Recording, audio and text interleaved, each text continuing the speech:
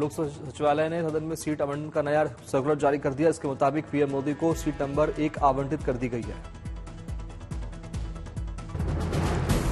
PM Modi की seat के ठीक सामने वाली सीट पर नेता प्रतिपक्ष राहुल गांधी को आवंटित की गई है, जबकि प्रियंका गांधी को चौथी पंक्ति में सीट नंबर 517 आवंटित की गई है। रक्षा मंत्री राजनाथ सिंह को सीट नंबर 2, नितिन गडकरी को अमित शाह के बगल में स्थित सीट नंबर 4 आवंटित की गई है। समाजवादी पार्टी के अध्यक्ष अखिलेश यादव को पहली पंक्ति में सीट नंबर 355 आवंटित की गई है। अखिलेश के बगल में टीएमसी नेता सुदीप बंदोपाध्याय को सीट मिली है।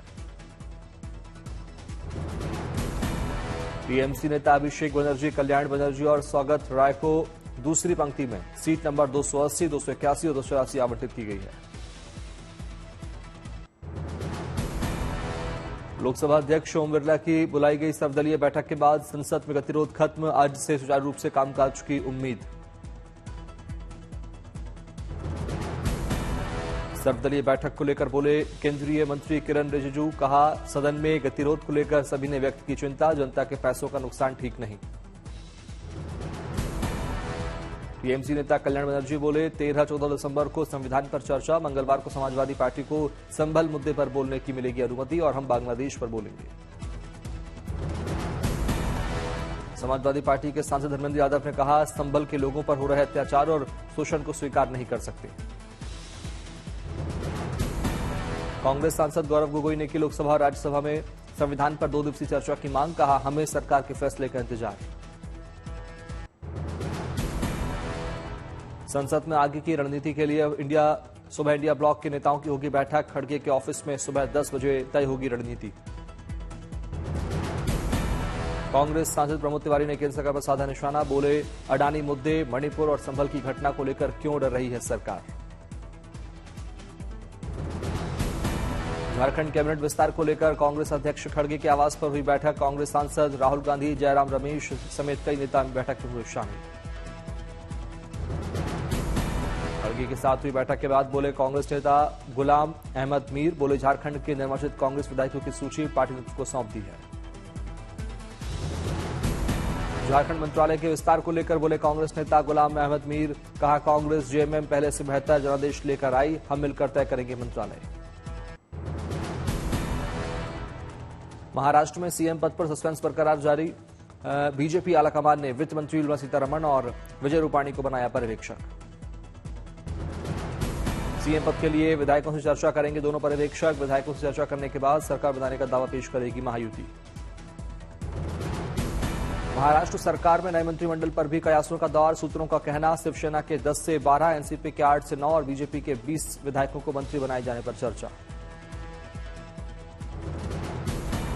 एकनाथ शिंदे पड़े बीमार, गले में संक्रमण, महायुति नेताओं की बैठक कल के लिए स्थगित, 4 दिसंबर को मुंबई में होगी बीजेपी विधायक दल की बैठक।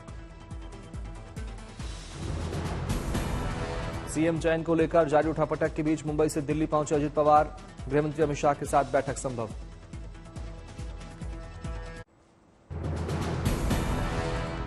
संसद के बालियोगी ऑडिटोरियम में फिल्म द साबरमती रिपोर्ट की स्पेशल स्क्रीनिंग, पीएम मोदी, गृहमंत्री अमित शाह, रक्षा मंत्री राजनाथ सिंह समेत कई केंद्रीय मंत्रियों ने देखी साबरमती रिपोर्ट।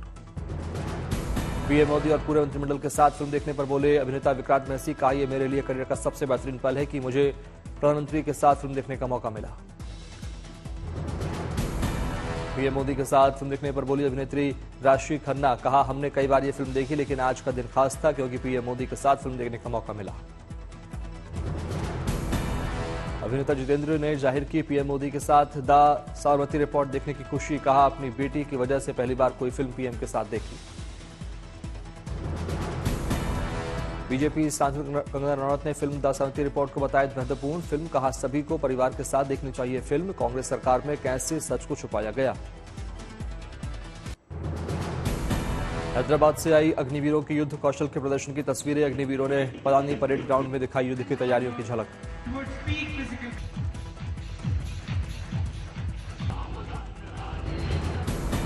कार्यक्रम के दौरान अग्निवीरों ने दुश्मन के हमले का करारा जवाब देने समेत कई तरह के युद्ध कौशल और कलाबाजियों का किया प्रदर्शन। देशभक्ति के गीतों की धुन के बीच अग्निवीरों ने कार्यक्रम के दौरान अपनी फिटनेस, कलाबाजियों और कड़े प्रशिक्षण की भी झलक दिखाई।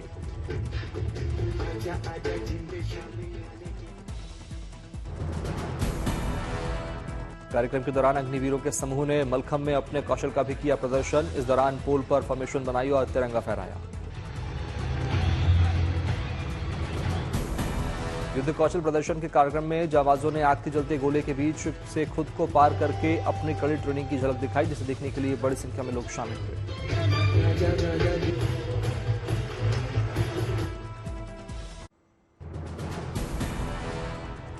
पुरी में ब्लू फ्लैग बीच पर नौसेना दिवस के समारोह की तैयारियां। नौसेना की फुल ड्रेस रिहर्सल देख जोश में नजर आए स्थानीय लोग।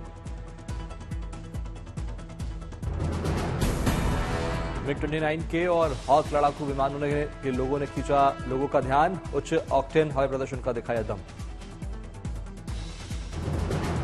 युद्धपोत से फायर किए गए रॉकेट, हेलीकॉप्टरों से मरीन कमांडो ने आश्चर्यजनक कॉम्बैट फ्री फॉल का किया प्रदर्शन। 4 दिसंबर को पुरी के बीच पर होगा भारतीय नौसेना दिवस का भव्य समारोह। जल, थल और नभ में दिखेगा अदम्य साहस।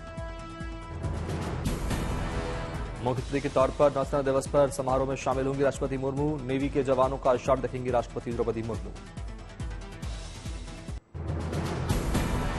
कश्मीर के ऊंचाई वाले इलाकों में फिर शुरू हुई बर्फबारी। पिछले 20 दिन में बर्फबारी का तीसरा दौर।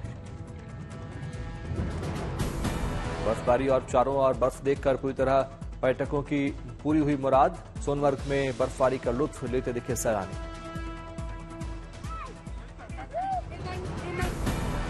जम्मू कश्मीर के गांदरबल जिले से भी आई ताजा बर्फबारी की तस्वीरें। आसमान से बरसती बर्फ की दिखी मनमोहक तस्वीर।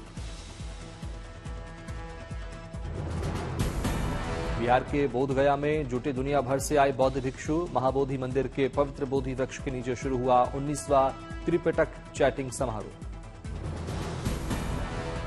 कार्यक्रम में 10 से ज्यादा देशों के भिक्षुओं ने तथागत बुद्ध के उपदेशों का शुरू किया पाठ। समारोह के उद्घाटन में भारत में अमेरिकी राजदूत एरिक गार्सेटी भी हुए शामिल।